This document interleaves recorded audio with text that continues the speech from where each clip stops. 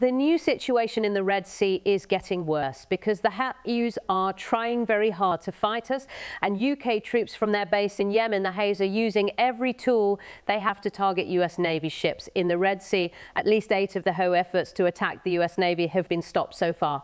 But the rebel group backed by Iran has not given up. 8 rounds of attacks have been carried out in the area against the horse. Both the US and UK forces worked together on the first and 8th attacks. Which were the worst, the repeated strikes have really shook up the Iranian Houthi group. A spokeswoman for the Houthi Yahya said in a statement that the Yemeni military will continue to fight back against any attack from the US or Britain by going after all threats in the Red Sea and the Arabian Sea. In the past few weeks, US and British forces have attacked Houthi forces all over Yemen.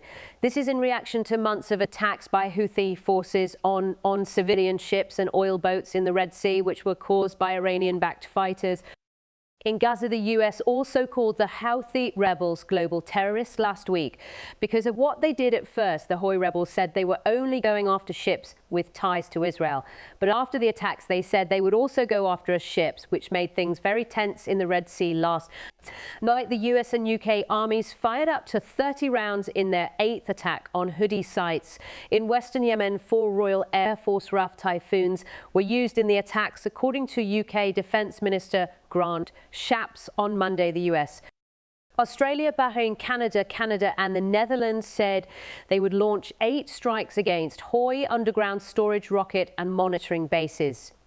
The aim of these precision strikes is to disrupt and undermine the capabilities that the Houthi said to threaten global trade and the lives of innocent mariners. A joint statement stated, according to Mohammed Ali al-Hudi, who is in charge of the Houthi Supreme Revolutionary Committee, X should have full confidence that every operation and every attack against our country will not go unanswered after the US and UK strikes. The army said that 21 troops were killed in the bloodiest attack on Israeli forces since the Hamas raid on October 7th that started the war in the Gaza. And the Houthi must have known they were going to lose the game when it came to science and knowledge. The US was much better than the Houthis. The US also had a much stronger navy than the group backed by Iran. During these events, an unknown US fighter shot down a cruise missile fired from Houthi troops in Yemen that were backed by Iran's Central Command of the US, said in a statement on Sunday evening that the missile was aimed at the US Lasboon and Ali Berkey class guided missile cruiser in the southern Red Sea.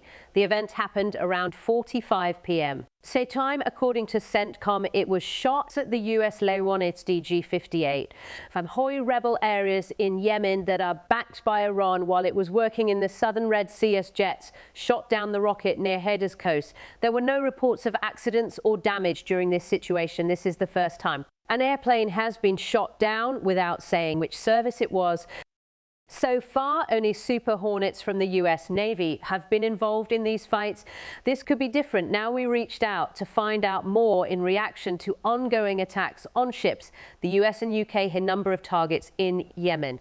This is the second attack on ships in the area by Houthi forces that we know of. In the past few weeks, the US Lasboon has shot down a lot of Houthi drones and rockets.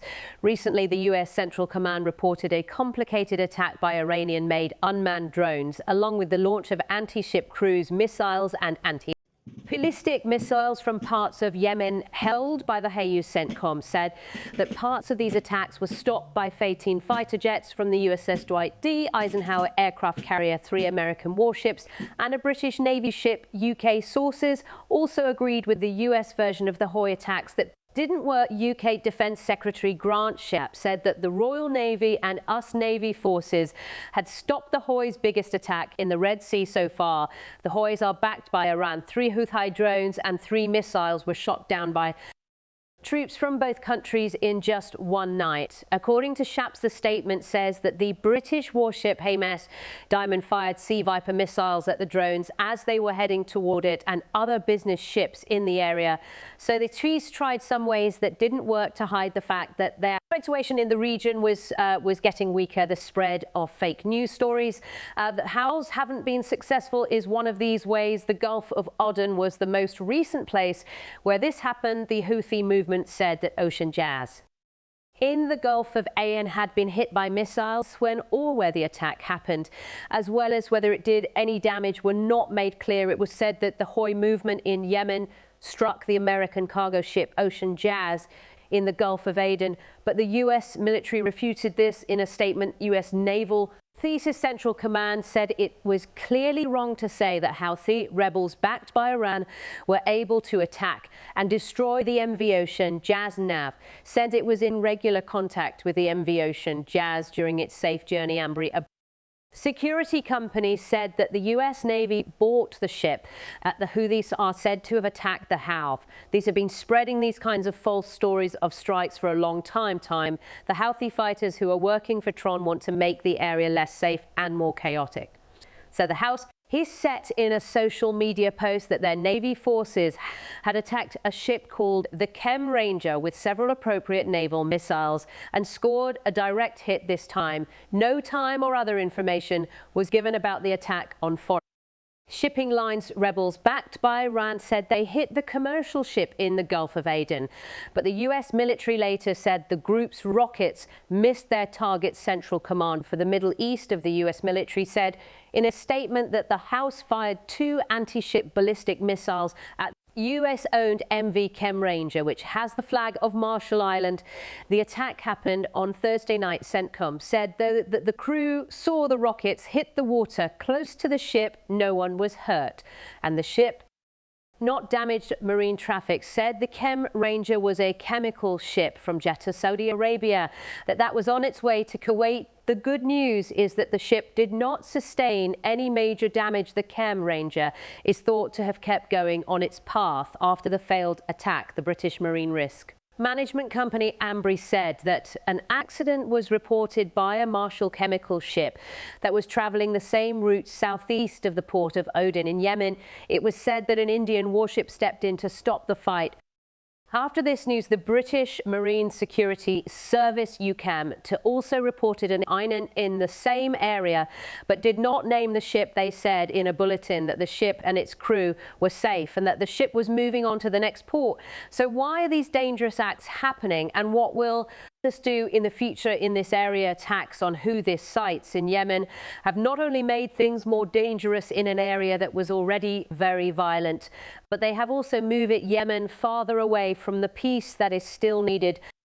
There are 2 things in the complicated country make a conflict-torn area even more complicated. They are Houthi support for the Palestinian cause and the way that Yemen's geography affects the way politics work. Yemen is a great example of geopolitics, which is the study of how geography and politics affect each other. Yemen may not have a lot of money, but the benefits of Western globalization are often not secured, and they run past its shores all day and night. Asia and the Gulf send about 15 of the things that come into Europe, the Middle East, and North Africa by sea, most of the oil that is processed, and more than 133 of the oil that is waste go through waterways. Israel does about 1/4 of its total foreign trade and transit through the Red Sea.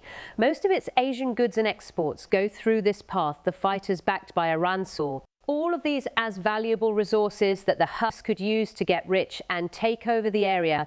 This means it was clear why the Houthis were causing chaos in the area. Israel was worried about the rise in this kind of looting as well, because the Bab el-Mandeb Strait is so small. Israel has long been afraid that it could be used as a security hole. There have been many years when Israel tried to form partnerships with countries like Eritrea to protect the waters from attempts to close them off, first by Egypt and then by Iran. One reason Israel and the UAE signed the Ibrahim Accords in 2020 was so that the UAE could protect its own coastal areas. This network includes Djibouti, Eritrea, Somali land and Yemen's Peram Island and Socotra Islands, while other countries in the area were Careful, the Houthis were testing out what kind of military power they could have. The group, which is backed by Iran, started using the recently taken over key port of Hidda on the west coast of Yemen as a base in October 2016.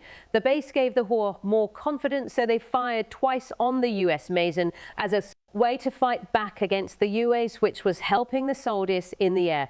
After this, terrorist at the Houthis kept making things worse in the Red Sea without going after anyone in particular. The US and UK have been taking extra steps to protect themselves from these kinds of attempts in the area and have been adding to their Navy forces in the Red Sea. Thanks for seeing us. We work all the time to get you the most up-to-date and accurate news, so you don't miss the videos that our team has put together, which include the newest news and special stories on the war in the Middle East and around the world. You can click the super thanks button below, like our movies, and help us grow.